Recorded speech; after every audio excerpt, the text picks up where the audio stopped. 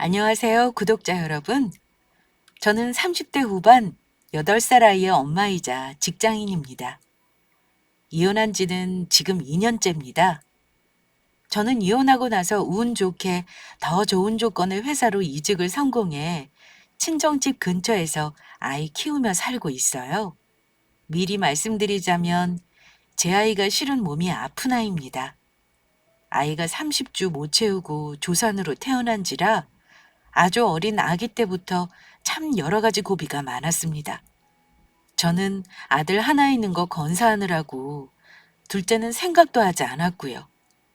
아이 키우면서 동시에 직장까지 다니느라 너무 힘든 일이 많아 정말 울기도 많이 울었던 것 같아요. 아픈 아이 키우는 엄마들은 아마 제 마음 이해하실 겁니다. 이 아이가 나에게 주는 기쁨이 크고 나에게는 세상에서 가장 소중한 아이지만 주변 식구들은 엄마와는 조금 다른 입장일 수 있다는 걸 말입니다. 남편은 아이 아빠이니 키우는 신용은 했습니다. 그런데 남편 엄마, 그러니까 저의 전 시어머니는 손주가 아프다는 걸 무슨 천형이라도 되는 듯 매일 한탄을 하고 제가 집에 잘못 들어왔다는 둥, 아들을 새장가를 보내야 한다는 둥, 우리 집안 유전자가 이상해서 애가 일찍 나왔다는 둥, 정말 상처 주는 말을 많이 하셨습니다. 그러다가 남편이 외도로 거의 1년 넘는 시간 동안 저를 속였고 시어머니는 심지어 남편의 외도를 새 출발의 계기로 삼으려고 하셨던 분입니다. 눈치채셨겠지만 저의 직접적인 이혼 사연은 남편의 외도입니다. 벌써부터 같이 욕해 주시고 마음 아파하실 우리 구독자 여러분의 모습이 보이는데요. 다행히 지금은 아이가 많이 건강해졌고 건강하게 잘 살고 있답니다. 저의 아이는 절대 불쌍하게 살고 있지 않고 불쌍한 건 전 남편과 시모 쪽이라는 걸 먼저 말씀드립니다. 원래 결혼 초부터 전 남편은 친구들하고 만나고 다니는 거 좋아하고 술 먹고 늦게 들어오는 일이 다반사인 사람이었습니다. 직장이 웹 컨텐츠 관련 회사라 밤샘 작업이 많기도 하고 저도 회사는 다르지만 동종업계에서 일하다 보니 서로 이해해주는 편이었어요. 저와 남편이 만나게 된 계기도 남편 회사에 제가 업무 협의차 오며 가며 얼굴 보다가 눈이 맞았던 거고요. 어쨌든 연애 2년하고 결혼 후 바로 아이를 가졌고 1년 후 아이가 태어났습니다. 그런데 맞벌이 하면서 독박 육아를 하는 게 생각보다 쉬운 일이 아니었습니다. 게다가 아이가 아프기까지 해서 어쩔 수 없이 아이 두 돌 때까지는 제가 직장을 휴직하고 쉬었습니다. 남편은 저 복직할 무렵쯤 이런 말을 했습니다. 우리 둘째는 낳지 말자. 애 하나 키우는 것도 이렇게 힘든데 둘째는 진짜 못하겠다. 나 큰맘 먹고 수술할 테니까 혹시라도 나중에 마음 바뀌면 그때 낳지 뭐. 당신도 동의하지? 그래, 당신 마음대로 해. 나도 지금 같아서는 둘째는 엄두도 못 내겠어. 우리 시은이 잘 키우는 것도 힘들어 죽겠다. 혹시 모르니까 우리 어머니한테는 비밀로 하자. 우리 아이 힘들어서 안 가진다고 해도 부모님 생각은 또 우리랑 다를 수 있잖아. 그래, 그건 당신 말이 맞아. 어머니가 혹시나 둘째 물어보시면 아직 계획 없다고 둘러대지 뭐. 저는 그때 아이 하나도 버겁던 시절이었기 때문에 마음대로 하라 했네요. 혹시 몰라 양가 부모님께는 둘째 안 갖기로 한 건 비밀로 하기로 했습니다. 그때는 한창 아이가 큰 병원 다니며 힘들던 때라 그게 맞다고 생각했습니다. 우리 아들은 평소에는 괜찮다가도 한 번씩 열이 나면 경련이나 복합적 증상이 보여서 평일에 병원에 가야 하는데 그 당시 친정엄마도 아프셔서 아이를 전담해 봐줄 형편이 안 되었어요. 시어머니도 일을 하시니 애를 못 봐준다고 하셨고 남편도 연차 내는 거 회사에 눈치 보인다면서 평일에 월차 한 번 쓴 적 없는 사람입니다. 그래서 거의 제가 독박 육아로 키웠습니다. 어쨌든 그렇게 힘들게 새 돌까지 여러 고비를 넘기고 4살이 되던 해쯤 저도 한숨 돌릴 수 있을 만큼 아이도 아기 때보다는 많이 상태가 좋아졌습니다.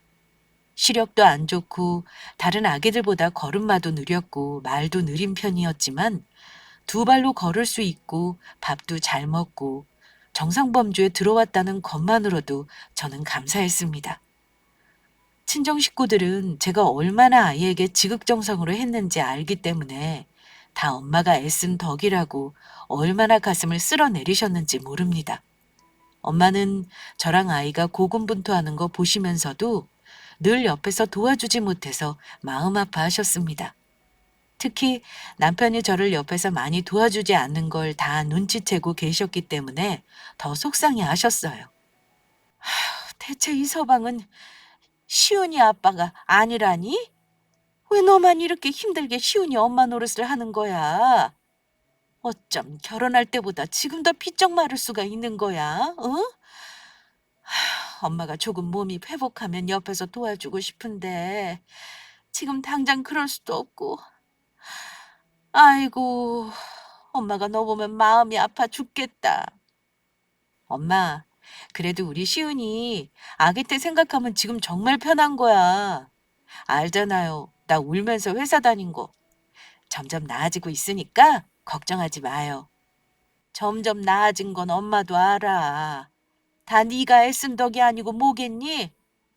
그나저나 너희 시어머니는 아직도 시은이 손주 취급 안 하는 거야? 나는 너 시집 보낼 때만 해도 그렇게 쌀쌀맞은 집안인 줄은 꿈에도 몰랐다. 이런 줄 알았으면 너 결혼 절대 안 시켰을 거야. 시어머니야 뭐. 워낙 결혼 전부터 그다지 맘에 안 들어 하셨잖아. 애까지 이렇게 아프니까 집에 오는 것도 별로 안 좋아하시는 것 같아서 요즘은 잘 안 가게 되더라. 일 있으면 애 아프다고 핑계대고 남편만 시댁에 다녀오라고 하고 있어. 엄마는 제가 하는 말 듣고 너무 속상해 하셨습니다. 아무리 그래도 그렇지. 어쩜 자기 집안 핏줄을 홀대할 수가 있어. 아프다고 손주가 아닌 거래?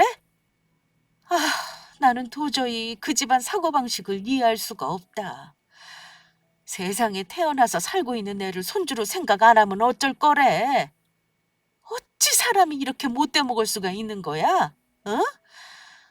나는 마음 같아서는 이사방 얼굴도 보고 싶지 않아. 그래도 네 신랑이고 시온이 아빠니까 어쩔 수 없이 보는 거지. 너도 애한테만 너무 목매지 말고 건강 관리하고 싶은 거 틈틈이 하고 살아. 그래야 너도 숨이 쉬어지는 거다. 엄마가 매일은 못 봐주지만 지금은 가끔은 봐줄 수 있으니까 언제든지 말해. 그나마 친정엄마 덕에 정말 힘들 때는 가끔 엄마 손을 빌리기도 했습니다. 그래도 정말 아이가 커가면서 수월해져서 다행이다 싶었어요. 제가 아이 키우고 직장 생활까지 하느라 힘들 동안 사실 남편과의 사이는 그리 다정하지 못했습니다. 신혼 때 많이 싸우다가 남편이 가정에 소원한 사람이라는 거 알고 포기하게 되면서 그닥 말을 섞지 않았던 것 같아요. 물론 일상생활에 필요한 말은 했죠. 하지만 서로 다독거리며 다정하게 사는 부분은 아니었습니다. 가끔 이렇게 나 혼자 힘들다는 게 너무 속상하고 외로웠지만 아이 생각하면서 버텨왔던 것 같습니다. 더군다나 둘째를 가지지 않기로 하고 나서는 둘이 방도 따로 썼기 때문에 부부지만 우리 둘은 같이 사는 동거인에 지나지 않았습니다. 그래도 아이가 크는 동안 둘이 맞벌이하면서 전세도 탈출했고 생애 최초 청약 당첨되어서 그 당시 3억대로 아파트도 당첨받아 입주했습니다. 정말 감사하게도 입주한 지 2년 만에 집값도 많이 올랐고요. 그 당시 청약은 제 명의였지만 남편과 공동 명의로 했었는데요. 대출을 1억 정도 끼고 있고 이자는 반반씩 내고 있었습니다. 아이도 많이 건강해졌고 집도 힘들게 마련했고 그래도 이 정도면 나도 열심히 살았구나 하고 생각하고 살았습니다. 하지만 한숨 돌리고 보니 남편은 뭐가 문제인지 저와는 참 많이도 멀어져 있었습니다. 뭐랄까, 분명 같이 살고 있고 생활비도 같이 쓰고 아이를 키우고 있긴 했지만 다정한 아빠는 아니었습니다. 물론 다정한 남편도 아니었어요. 한 번은 제가 아이 데리고 어디 여행이라도 다녀오자고 한 적이 있었어요. 우리 시훈이 아기 때부터 어디 여행 가본 적 없는데 이번 주말에는 가까운데 호캉스라도 다녀올까? 저번에 스포츠 센터 갔었는데 시훈이가 수영장에서 얼마나 재밌게 놀았는지 몰라. 호텔 수영장 가면 정말 좋아할 것 같아. 내가 예약할 테니까 가자. 애 데리고 나 혼자 1박은 무리야. 가서 시훈이 아프기라도 하면 거기서 119 부르게? 아유, 아서라 아서. 그러느니 그냥 가까운 공원에서 돗자리 깔고 하루 놀다가 오는 게 낫지. 당신도 그게 나을 거야. 그리고 나 이번 주말에는 일 때문에 회사 나가봐야 돼서 안 돼. 다음에 가자. 주말에도 일이 있다면서 놀러 가자는 걸 거절하는 남편이었습니다. 분명 아빠긴 했지만 아이도 아빠를 어려워하고 아빠 곁으로는 잘 안 가려고 했기 때문에 좋은 추억을 만들고 싶었는데요. 그마저도 거절하더라고요. 그러기를 몇 번째 하니 저도 지레 포기하게 되었고요. 남편 일이 워낙 새로운 프로그램 출시할 때는 주말도 반납해야 하는 일이라 이해는 했지만 서운한 건 어쩔 수 없는 일이었습니다. 남편에게 서운한 게 이것뿐이겠습니까? 아이 키우면서 얼마나 많은 일이 있었겠어요? 남편뿐만 아니라 시어머니 때문에 서운하다 못해 진짜 갈라설까 진지하게 생각한 적도 많았던 게 사실입니다. 말씀드렸지만 시어머니는 저와 아이를 아들 앞길을 막는 존재로 생각하시는 듯 했습니다. 특히 우리 시은이가 어릴 때 말도 늦고 잘 못 걷는 거 보면 그 앞에서 대놓고 한숨 쉬면서 한탄을 하신 적도 많아요. 아휴, 우리 아들이 너랑 시은이 때문에 계속 어깨가 무거워야 하는 거 생각하면 내가 가슴이 찢어진다. 원래 우리 아들 팔자는 이런 애가 아닌데 너를 잘못 만나는 바람에 평생을 아픈 애 아빠로 살아야 하는 거잖니?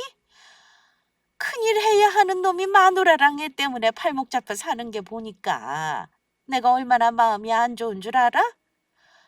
대체 너는 임신했을 땐 뭘 대단한 일을 한다고 그렇게 몸을 막 싸서 애를 조산했다니. 그 일만 아니었어도 니들 돈 들어갈 일도 없었고 집도 피단지고 살 수 있었어. 어머니, 애 앞에서 말씀 조심해 주세요. 우리 시훈이 이제 말귀 다 알아들어요. 저는 뭐 아이를 빨리 나오게 하고 싶었겠어요. 병원에서 최대한 버틸 대로 버틴 거 아시잖아요.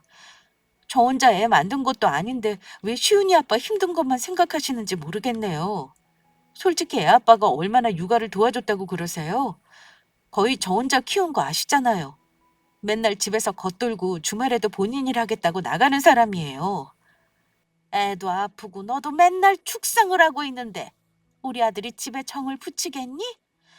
나라도 집에 들어가기 싫겠다. 우리 집안에는 너처럼 아픈 애 낳은 여자 없어. 다 네 친정집이 문제라서 그런 거다. 내가 시훈이만 보면 가슴이 답답해서 미칠 지경이야. 평생 부모 짐덩어리 아니냐.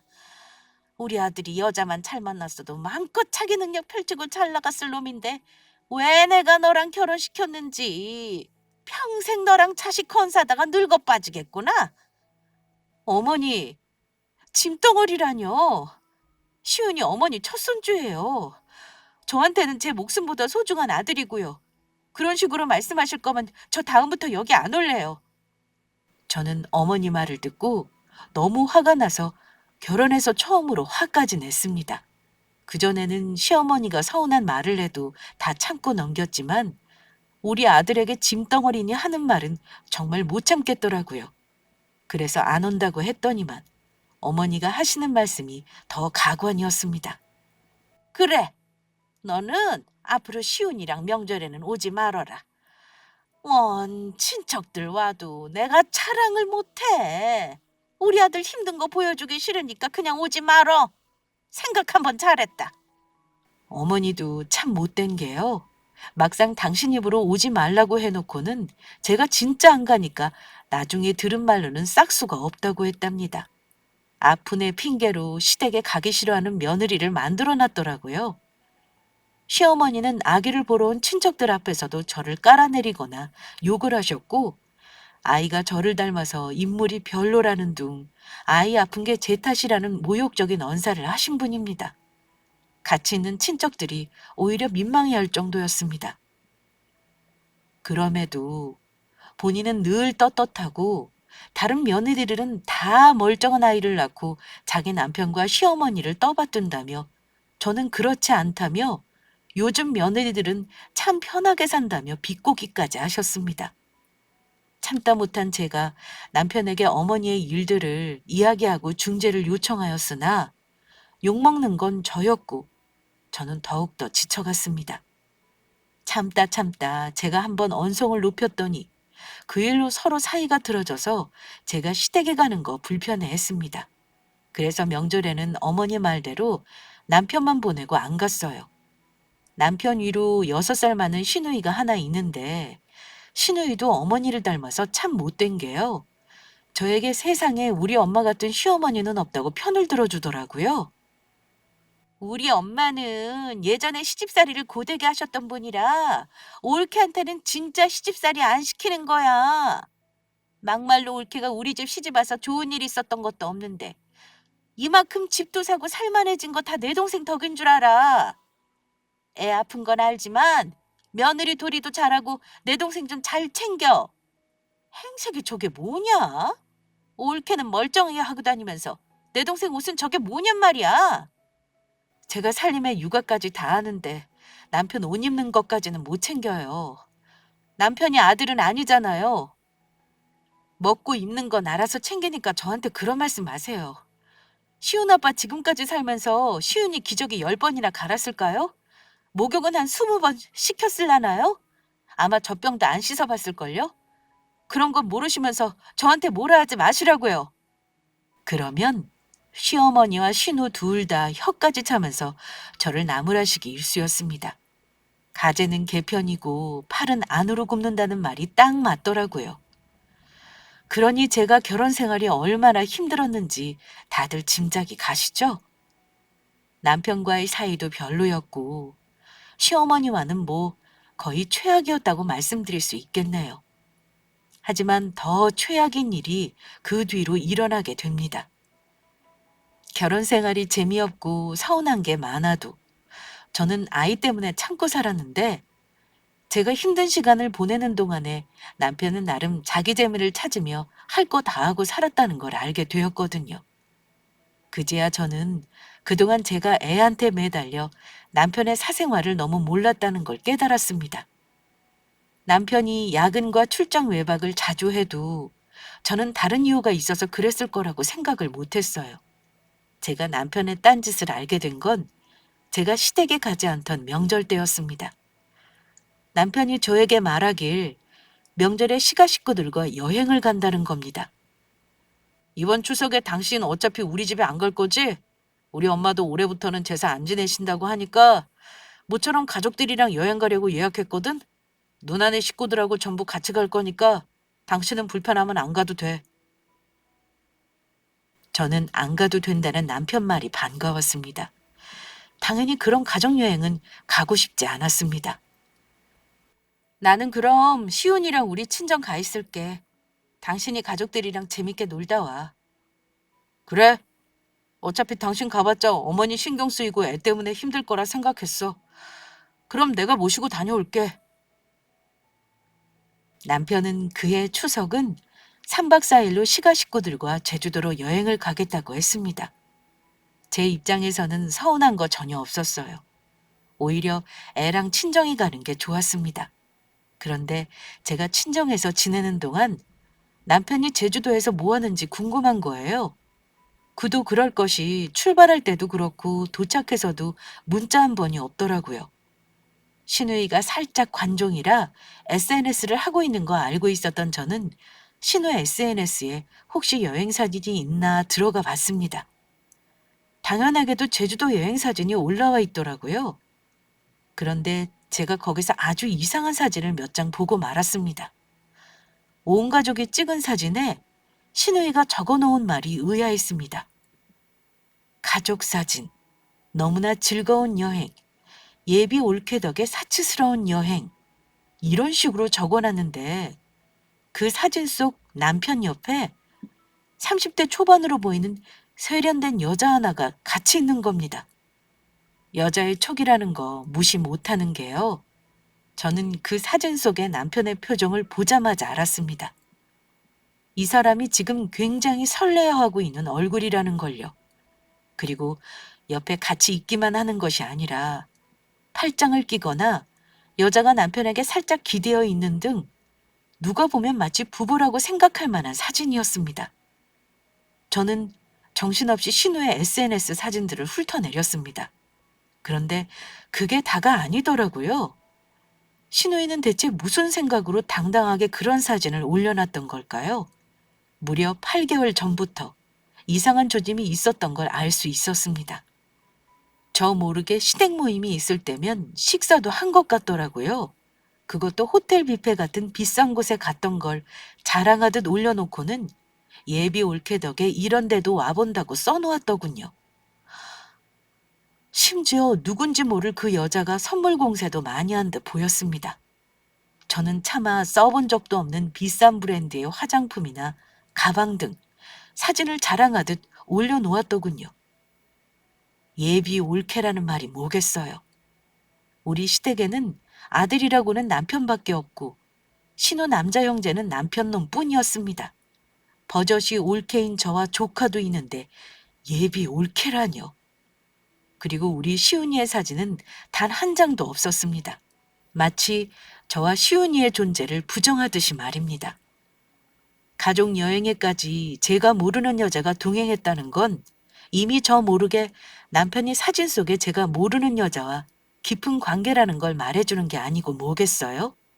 저는 신우 SNS에서 남편의 외도를 눈치채고 나서 남편이 여행에서 돌아오는 마지막 연휴까지 지옥 같은 시간을 보냈습니다.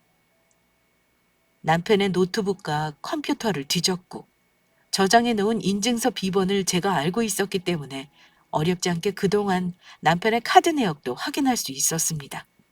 거기서 제가 본 건 뻔히 바람을 피웠다고 짐작할 수 있을 만한 것들이었습니다. 게다가 남편 핸드폰과 연계되어 있는 사진첩을 뒤져보니 가관이더라고요. 배신감이 이루 말할 수 없었지만 참 어이없고 허탈해서 헛웃음이 나오더군요. 그러고 보니 그동안 남편이 못 보던 옷을 사들고 들어오거나 어울리지 않는 패션을 시도하거나 갑자기 안 치던 골프를 치러 다니는 게 납득이 갔습니다. 남편이 상간녀와 만나며 여행 다니고 사치를 부리는 동안 저만 아이에게 매달려 동동거리며 애쓴 거였고 남편과 관계를 개선해보기 위해 노력했던 거였습니다. 남편이 여행에서 돌아오는 날까지 저는 남편의 외도 증거가 될 만한 것들을 전부 준비했고 이혼을 결심했습니다. 사람 인생이라는 게 참 어이없더라고요. 불과 며칠 전까지 저는 어떻게든 우리 가족이 즐겁게 살아보려 노력했는데 이런 엄청난 비밀을 남편이 숨기고 있다는 걸 알아버렸으니 말입니다. 남편이 여행에서 돌아오는 날 저는 아이를 일단 친정에 하루 맡기기로 하고 제가 찾은 증거를 들고서 시댁으로 갔습니다. 가족들 다 있는 김에 터트려버릴 생각이었습니다. 남편에게도 미리 연락해서 집으로 오지 말고 시댁으로 오라고 말해뒀고요. 시댁에 갔더니 막 도착해서 다들 간식을 먹고 있더군요. 그 인간은 얼마나 만족스러운 여행을 보냈으면 자기도 모르게 콧노래까지 부르며 TV를 보고 있었습니다. 시어머니는 저에게 애는 어쩌고 온 거니? 시우네비 하루 저녁 자고 가라고 할 참이었는데 뭐하러 와? 그냥 집에서 애나 보지 그랬어? 이렇게 타박을 하시더라고요. 오늘 어머니랑 시훈아빠 있을 때 얘기하려고요.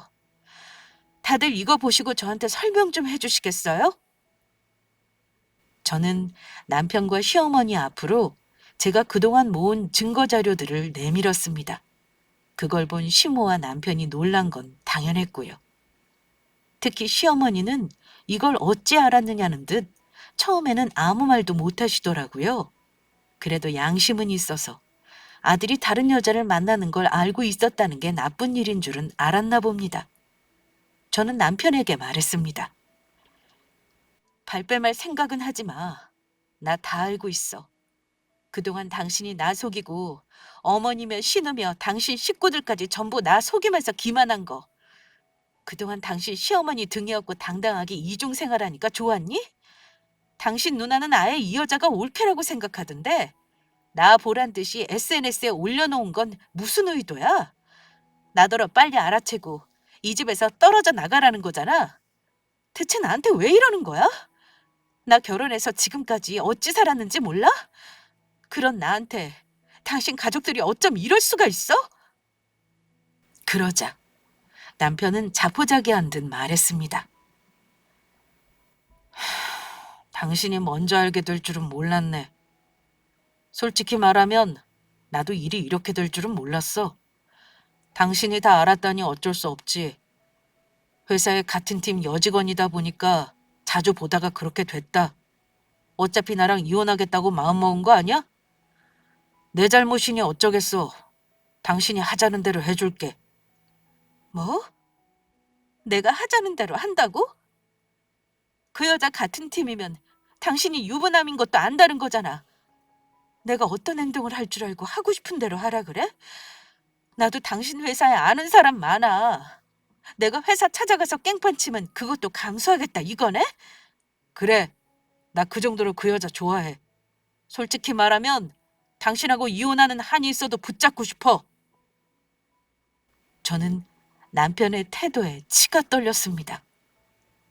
당신, 애까지 있는 아빠가 이럴 수는 없는 거야. 나중에 이 여보를 어쩌려고 나랑 시은이를 이런 식으로 대? 제가 소리를 지르니 남편도 저에게 소리를 지르더라고요.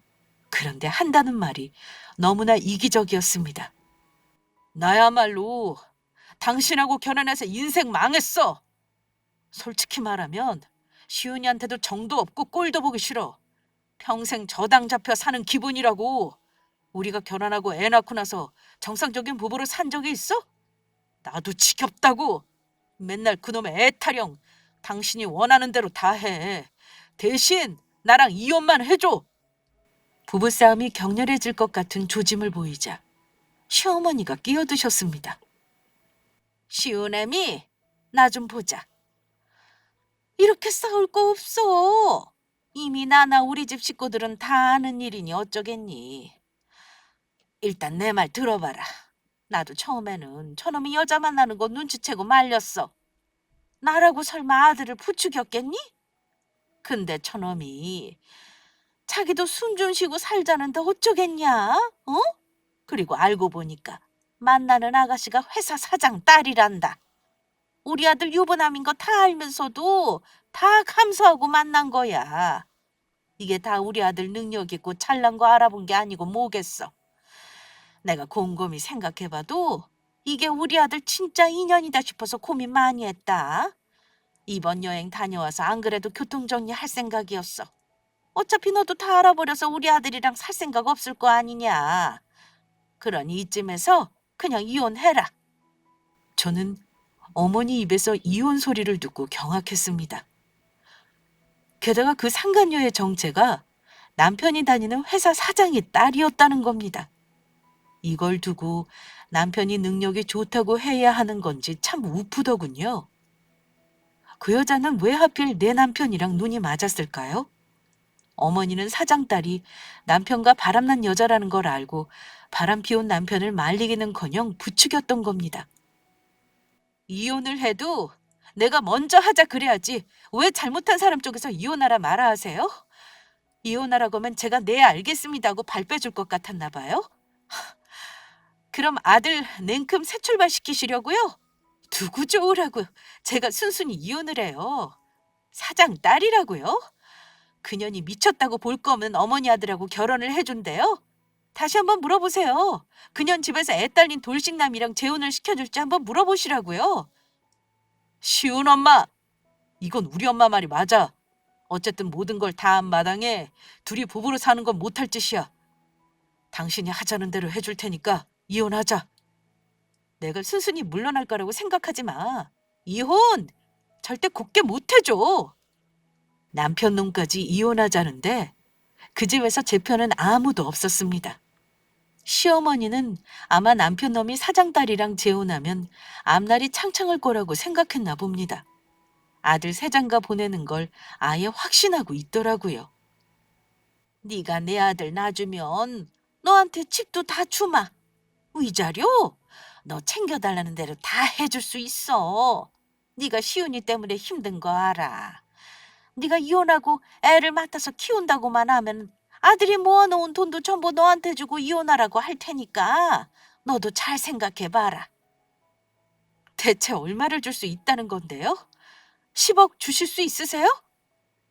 얘는 우리 집이 갑부인 줄 아니?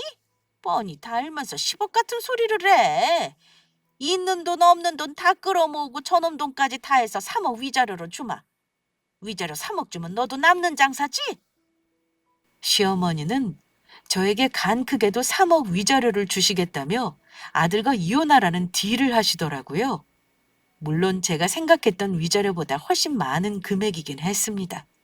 하지만 위자료 받고 깨끗하게 이혼해주기는 싫었습니다.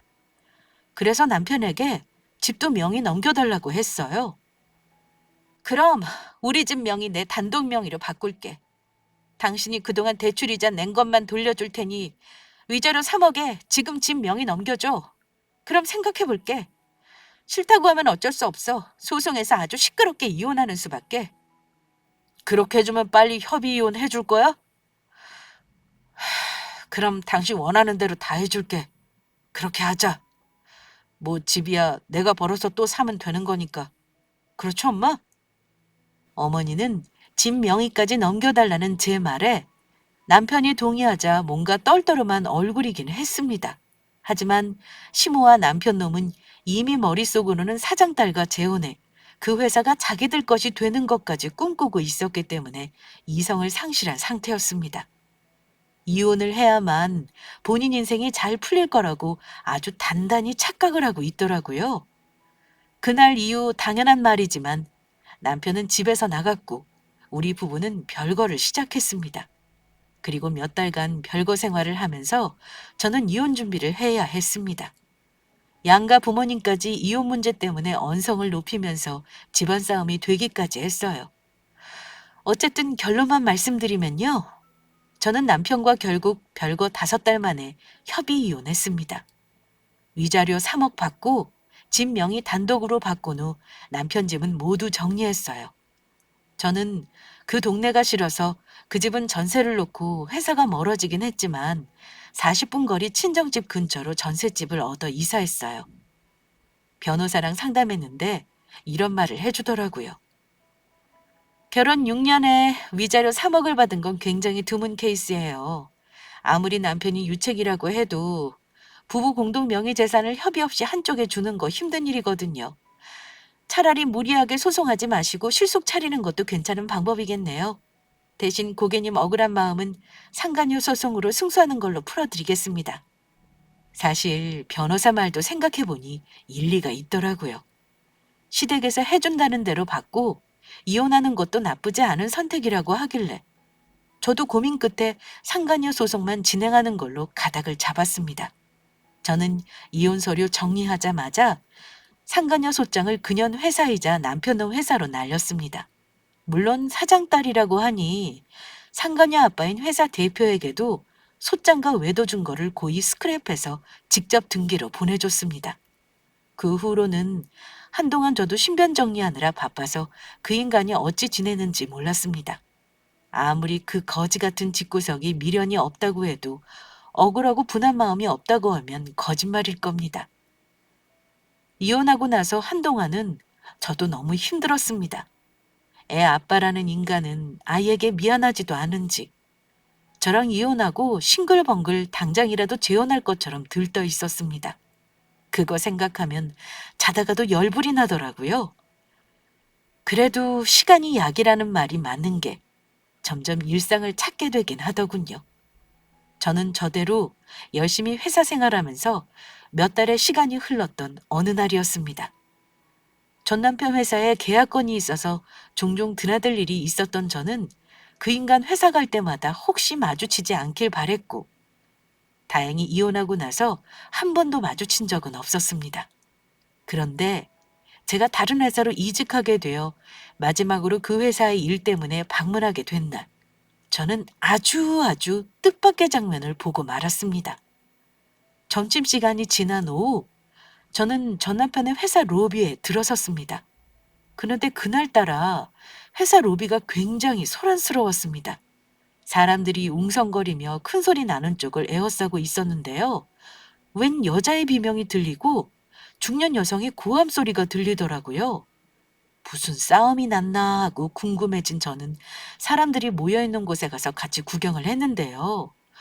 거긴 한 뚱뚱한 아줌마가 정장을 입은 여자 머리채를 붙들고 소리를 지르고 있었습니다.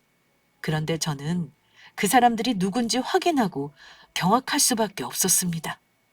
젊은 여자의 머리채를 붙잡고 흔드는 건 다름 아닌 전 시모였기 때문입니다. 무슨 이유에서인지 그 여자 머리채를 잡아뜯으며 고래고래 소리를 지르고 있었습니다. 너 이년이 감히 내 아들을 가지고 놀아?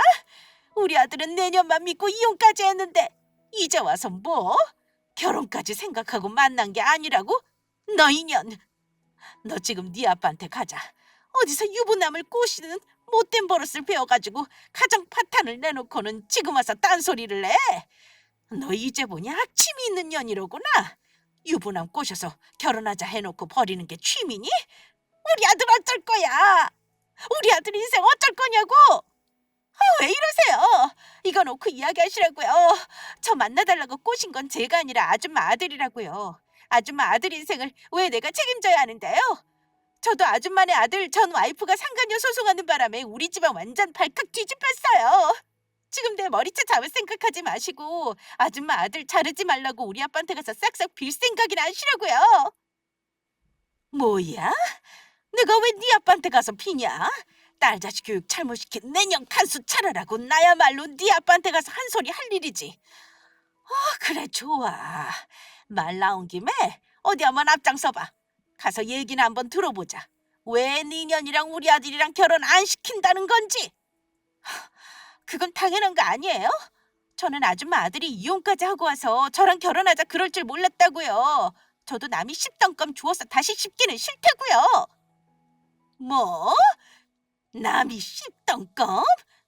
너 이년 말 다 했니? 전 시모는 화가 났는지 상간녀의 머리를 다 뽑아버릴 기세였습니다. 그때 헐레벌떡 전 남편 놈이 저 멀리서 이 난리통 속으로 뛰어들더니만 자기 엄마를 황급히 말리더라고요. 엄마, 이게 무슨 짓이에요? 여기까지 와서 이러시면 어떡해요? 저 망신주려고 작정하셨어요? 아, 나 미치겠네 정말. 전 남편은 간신히 상간녀와 자기 엄마를 떼어놓았습니다. 그러자 상간녀는 당돌하게도 전 시모에게 침까지 뱉더라고요. 그때 저뿐만 아니라 주변 사람들도 다들 놀랐습니다. 전 남편은 자기 엄마에게 침뱉는 상간녀에게도 한 소리 하면서 두 여자 싸움을 말리느라 정신이 없어 보였습니다. 어찌 보면 모든 것의 원인은 그 인간이었는데 말입니다. 참 재미있는 광경이었네요. 엄마도 그만하세요. 저 가뜩이나 얘랑 만나는 거 사장님이 아셔가지고 골치 아프다고요. 시훈 엄마가 상간 소송하겠다고 소장까지 보내는 바람에 저 감사실까지 다녀왔어요. 회사에서 이 난리를 치시면 어쩌냐고요. 야, 이 멍청한 놈아. 너야말로 제일 실속 없는 놈이야. 시훈 애미한테 전 재산 탈탈 털렸으면 정신 똑바로 차리고 재혼을 하던 뭘 하든 했어야지. 이제 와서 낙동강 오리알이 웬 말이야, 이 등신 같은 놈아. 그럼 어떻게 해요? 당사자가 결혼하기 싫다는데 강제로 할 도리가 있냐고요. 이제 제발 그만하세요, 엄마. 지금 저 회사에서 잘릴 걱정부터 해야 한다고요. 그러자 옆에 있던 상간녀가 두 모자에게 이러는 겁니다. 두 사람, 다시는 저한테 이러지 마세요. 아줌마, 오늘 내 머리 뜯고 이 난리친 건 꼭 대가 치르게 해줄 거예요. 아시겠어요? 그러더니 벗겨진 구두를 양손에 들고 자리를 뜨더군요. 저는 이혼하고 나서 그날처럼 속이 후련했던 날이 없었습니다. 전 남편 놈이 재혼 작전이 실패했다는 걸 저는 그날 제 눈으로 직접 보게 된 거였죠. 회사 사장 딸이랑 자기 아들을 재혼시킬 생각에 신나했던 전시모는 그 욕심이 헛된 것이라는 걸 알고 얼마나 속이 터졌을까요? 상간녀가 전 남편 놈과 결혼 안 하겠다는 마음을 먹은 건 아마 상간녀 소송이 한몫을 한 듯 했습니다. 전 남편 놈 사장이 정상적인 인간이라면 딸이 이혼남이랑 결혼한다는데 찬성하겠어요? 회사 로비에서 망연자실한 모습으로 서 있는 두 모자를 보고 저는 통쾌하면서도 한편으로는 씁쓸하더군요. 그날 이후 전 남편 놈은 결국 회사에서 잘렸다고 들었습니다. 그런데 그 광경을 보고 한두 달이 흘렀을 무렵 전 남편 놈이 저 회사 근처에 와서 만나자고 한 적이 있었습니다. 난데없이 아이에게 미안하다는 죄인 코스프레를 하더니만 저에게 황당한 제안을 하더라고요. 시훈 엄마, 혹시 우리 말이야. 우리 시훈이 생각해서 다시 시작할까? 나 이혼하고 사실 그 여자랑 다 정리했어. 아무리 생각해봐도 우리 시훈이가 눈에 밟혀서 도저히 안 되겠더라. 나 큰 죄 받을 것 같아. 내가 지난 잘못 다 당신한테 사죄 할게. 우리 애를 생각해서 한 번 더 노력해보자. 그 인간은 아마 제가 회사에서 모든 광경을 봤다는 걸 몰랐을 겁니다. 사죄는 무슨, 미안해하는 게 아니라 당신 살자고 하는 말 아니야? 당신 그년이랑 재혼 못하니까 이제 와서 나한테 붙는 거니? 왜? 그년이 당신 어머니한테 머리 뜯겨서 당신이랑 결혼하는 거 싫대? 뭐? 당신이 그걸 어떻게 알아? 어떻게 알긴, 내가 내 눈으로 봤으니까 알지. 하긴 당신 어머니가 보통은 아니지. 나 같아도 싫겠다. 근데 미안하지만 나는 당신이랑 다시 합칠 생각 없어. 우리 시온이 아빠 사랑도 제대로 못 받고 큰 애야. 더 이상 혼란스럽게 하고 싶지 않아. 이게 바로 당신이 죗값 치르는 거라는 걸 알아도. 당신이 저지른 업보는 당신이 해결해야지. 다시는 나랑 우리 시온이 찾아오지 마. 제가 싫다고 하니 상간녀 소송이라도 취해달라고 우는 신용을 하는데 어찌나 꼴보기가 싫은지 저를 붙잡는 그 인간을 뿌리치고 자리를 떴습니다. 그 후로 몇 번 막대먹은 신우를 비롯한 그 집 식구들로부터 재결합 종용을 받았지만 우리 친정 부모님들이 들고 일어나 난리 한번 쳐주고 난 이후로는 다행히 더 이상의 연락은 없습니다. 아이를 생각하면 가끔 슬프고 안쓰럽긴 합니다. 그래도 아팠던 우리 시훈이가 올해 초등학교 가서는 너무나 건강하게 학교 생활을 하고 있으니 더 바랄 게 없답니다. 앞으로 아이와 열심히 살 테니 구독자분들도 응원 많이 해주시기 바랍니다. 저의 이혼 이야기가 아이 데리고 힘들게 이혼하는 엄마들에게 작은 용기를 주었길 바라며 사연 마치겠습니다. 감사합니다.